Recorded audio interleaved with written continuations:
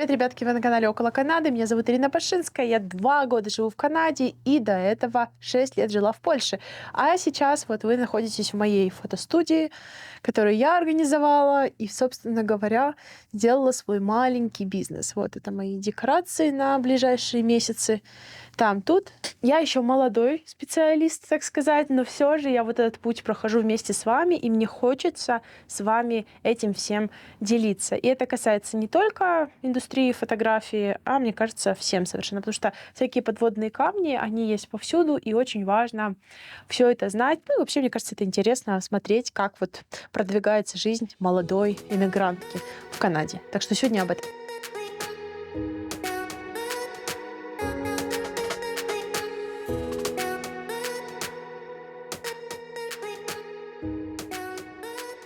Я заканчиваю первую часть работы на сегодня. В офисе совершенно никого нет. Я камерой выключаю свет и выхожу отсюда. У меня еще будет чуть позже фотосессия, мне нужно будет приехать. А пока у меня есть время для того, чтобы... Нет, не отдохнуть, а поехать ретушировать фотографии. Потому что, как знаете, кто не работает, тот не пьет шампанское. Или в моем случае кофе. Не работаешь, что ты вообще ничего не пьешь, потому что здесь нужно работать, чтобы выжить.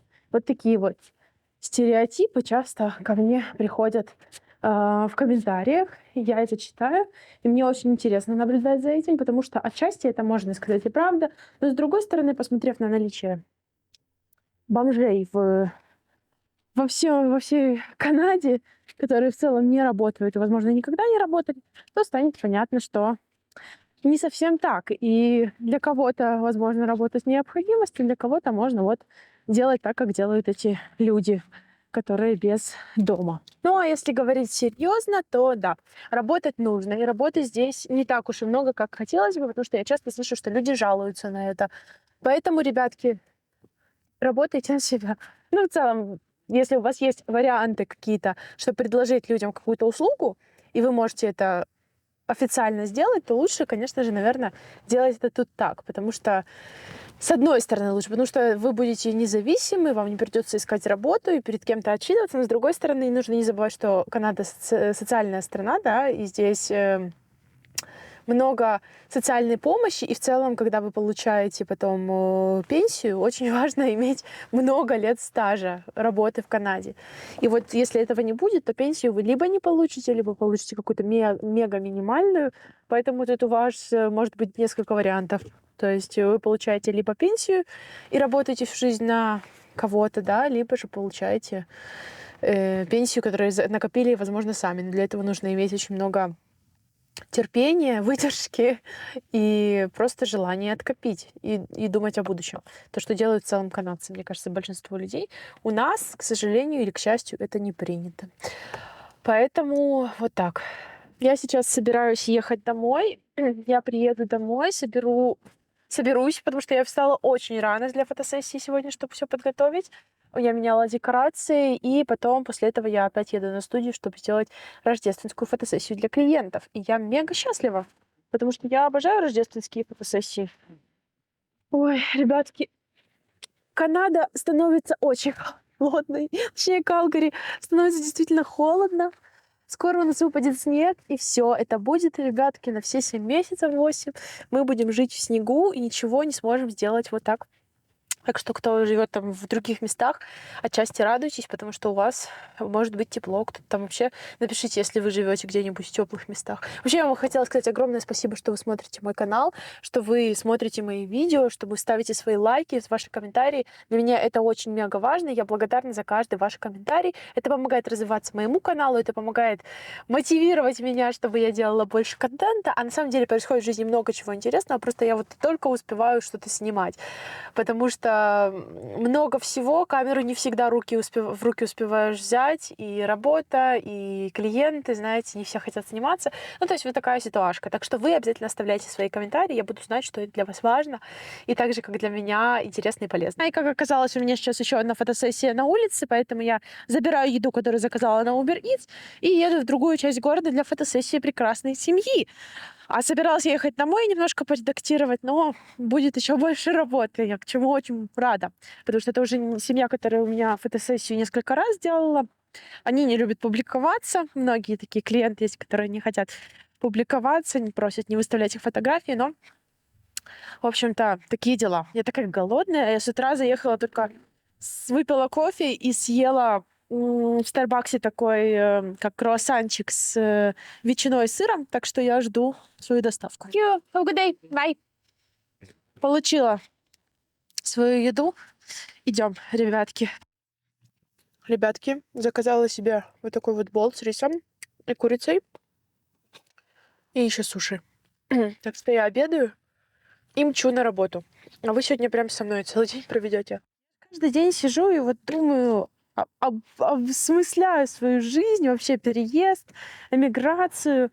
Думаю о жизни, как бы было, если бы я осталась в Крыму, что бы из этого сложилось, было бы хорошо, было бы плохо, как бы я себя ощущала там. И как вот послушаю от знакомых, там, вот, от друзей какие-то информации относительно того, что там происходит, то мне аж плохо становится. Ребятки, вот я не знаю, кто с Крыма, кто еще там когда-то был в Крыму? Ну, прекрасно вы знаете, что такое Крым. Но там, конечно, вот как бы ни говорили, мы даже часто на интервью с героями обговариваем это, что в Крыму там стало отчасти что-то там лучше, кто-то считает, что лучше стало, кто-то считает, что хуже.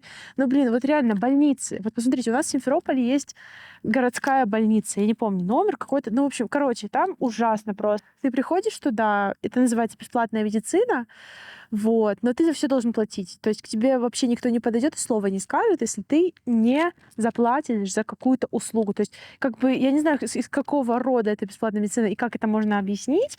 Вот моя бабушка легла в больницу, ей нужна медицинская помощь уже очень давно. Вот то же самое происходит.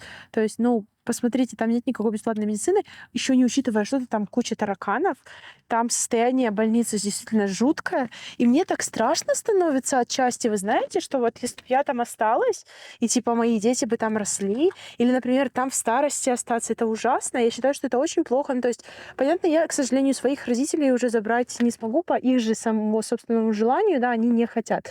То есть моя, например, бабуля, она уже не в том возрасте, чтобы куда-то переезжать, и она не захочет никуда в целом переезжать.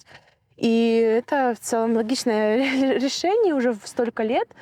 Но все же я не знаю, для меня это очень страшно. То есть я как начинаю анализировать всегда, вот я не знаю, есть у вас такое или нет, думать, а правильно ли я выбор сделала, что я эмигрировала, может, мне стоило бы остаться там, дома, там, я не знаю, в Крыму, на родине. И как я услышу такие истории, то я понимаю, блин, бежать, сломя ноги, бежать, ребятки, это страшное дело. Если, я не знаю, вот это вот лже-бесплатная медицина, которая не может ничего сделать, тараканы, всю жизнь, сколько там я там была, это было и при Украине, и сейчас там, к сожалению, куча таракан, но это жуть. Это просто антисанитария, это ужасно. И я просто это все анализирую, думаю об этом каждый день. И решила с вами вот поделиться своими такими мыслями, потому что это реально печально. Ну, как бы мне очень жалко, что такое происходит, и жалко, что мои родственники отчасти должны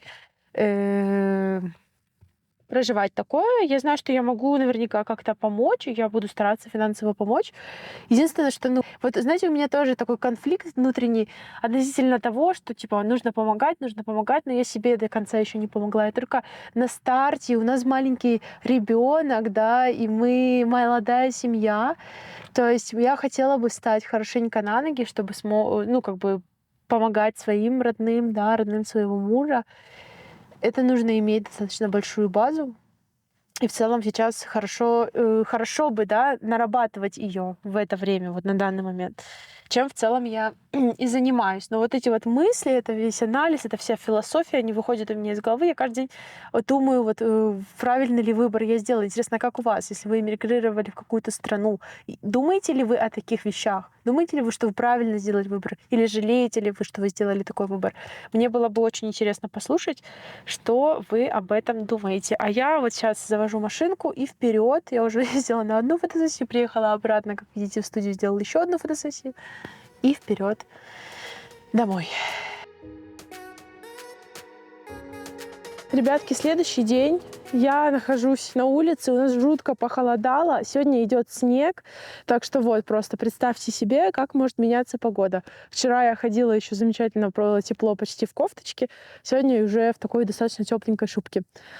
Вот так, мои дорогие друзья, я была очень счастлива с вами сегодня увидеться, сделать этот маленький влог. У меня было вчера очень много работы, очень много интересного узнала от своих клиентов, было интересно с ними поработать. Ну и, конечно же, было интересно с вами поделиться своими мыслями относительно того, что вообще здесь у меня происходит. Да, происходит все очень интересно, происходит очень много насыщенного всего, и я обязательно еще на этой неделе скину еще дополнительное видео, чтобы, так сказать, закрыть этот баланс в видео, которые я выставляю, потому что, мне кажется, их мало. Нужно больше, больше, больше. Спасибо вам, ребятки, еще раз. Оставляйте свой лайк, свой комментарий. Ну и до скорых встреч. Пока.